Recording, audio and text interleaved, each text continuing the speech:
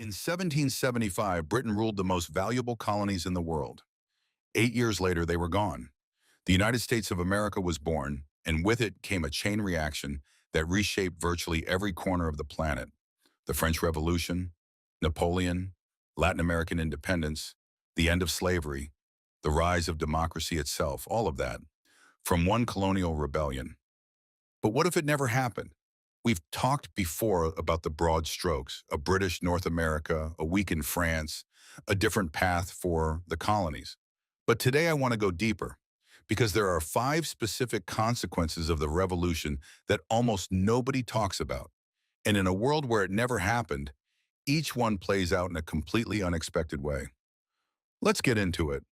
Possibility one, France never goes broke, but doesn't stay stable either. We've touched on France before, but let's really sit with this one because it's the domino that knocks over everything else. France's decision to back the American Revolution wasn't just expensive, it was catastrophic. In the decade between the Seven Years' War and the American War, French debt had actually been trending downward. They were recovering. Slowly, painfully, but recovering. Then they doubled their debt in under 10 years to fund American independence. That financial shock is one of the clearest direct causes of the French Revolution. So, no American Revolution, no debt spiral, no French Revolution, at least not in the same way and not at the same time. Now here's where it gets interesting. Does France just stabilize? Not quite. The Enlightenment was already spreading through French salons and universities. Ideas about natural rights, popular sovereignty, the social contract, these weren't imported from America. Thinkers like Rousseau and Voltaire were French. The intellectual groundwork for revolution was already being laid regardless. What I think happens is this. France gets a delayed and probably less violent political upheaval. Maybe a forced transition to a constitutional monarchy rather than the guillotine and chaos version we know. Maybe the monarchy survives, just significantly weakened. Either way, the reign of terror almost certainly doesn't happen. And without the reign of terror, there is no power vacuum for a certain short general from Corsica to exploit. Which brings us to Napoleon. His rise wasn't inevitable. It was a very specific product of a very specific kind of chaos. Remove that case, and Napoleon Bonaparte either dies a moderately respected military officer in the French provinces, or he simply never gets the opportunity to reshape Europe entirely. And if Napoleon never happens, then the entire map of the 19th century looks completely different. No Napoleonic wars, no reshuffling of European borders, no template for modern nationalism. One revolution didn't happen, and it quietly prevents one of the most consequential figures in history from ever rising to power. Possibility two, the British Empire never pivots to India. This one tends to get overlooked, but I think it might be the most globally significant possibility of all. Historians often describe the British Empire in two phases. The first empire was built around North America. The second empire, the one that stretched from India to Australia to Africa, only really took shape after Britain lost the American colonies. Losing America forced Britain to look elsewhere, to pivot east. India became the crown jewel of a new kind of empire. One run not by settlers, but by a thin layer of soldiers and administrators. Now remove the American Revolution. Britain never loses its American colonies. It has no reason to pivot.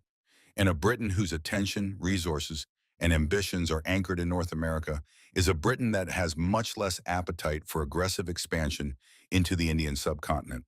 The East India Company would still be there, still trading. Britain would still have coastal outposts in India. But the full-scale takeover, the annexation of territory, the displacing of local rulers, the eventual British Raj controlling 300 million people, that might simply never happen, or at least happen much later and on a far smaller scale. What does India look like in this timeline?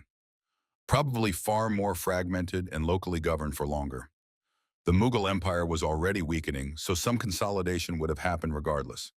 But the specific shape of modern India, Pakistan, Bangladesh, the borders, the partition, the legacy of colonial administration that still defines the region today, all of that gets rewritten entirely.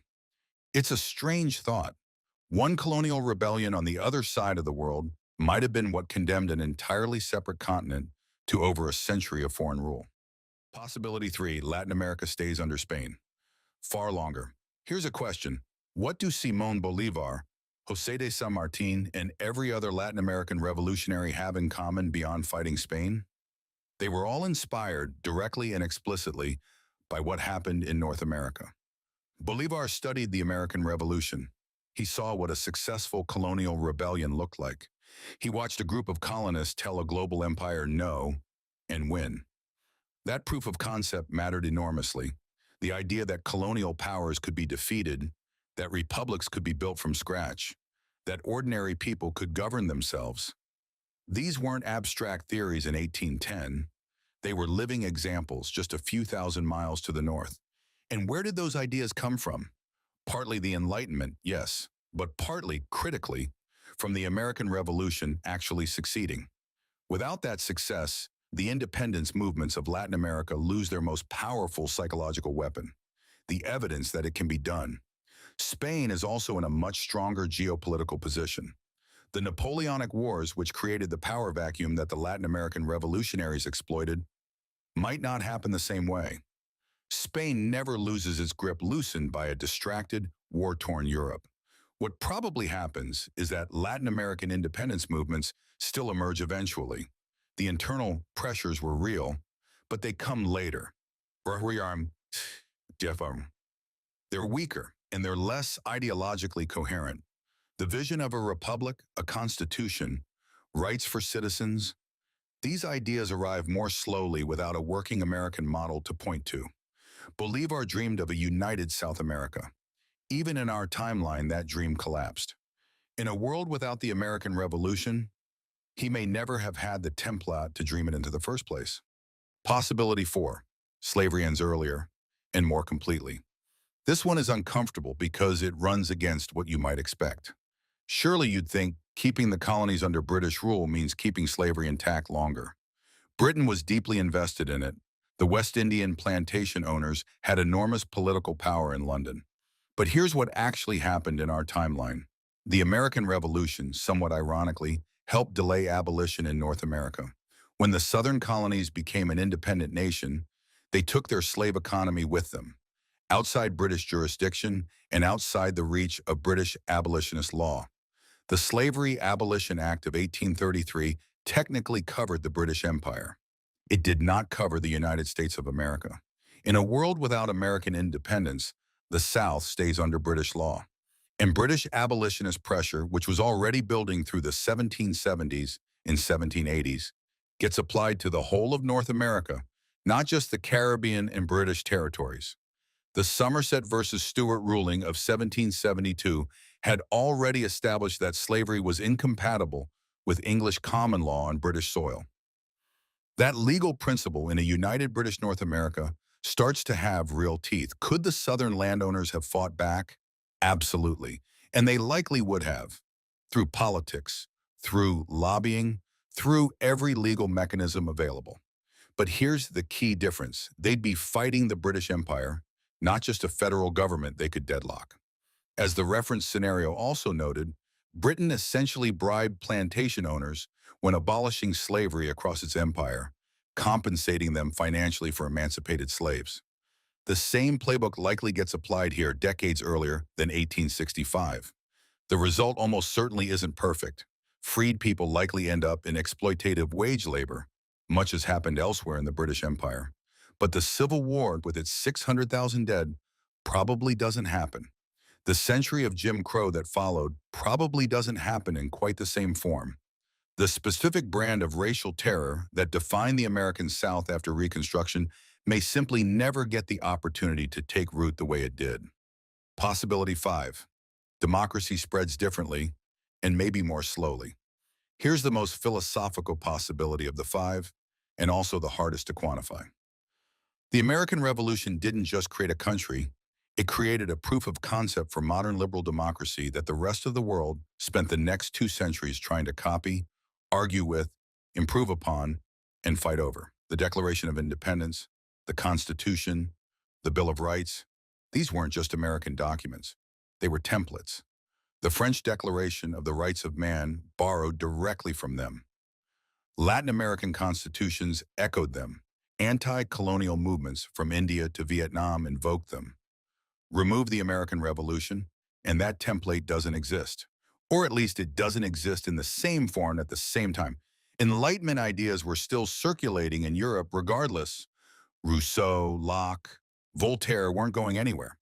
But there's a massive difference between a philosophical idea and a working government. The United States, for all its contradictions, showed the world that you could actually build a republic, that it could survive, that it didn't have to collapse back into monarchy or descend into permanent chaos. Without that example, does democracy still spread? I think yes, eventually.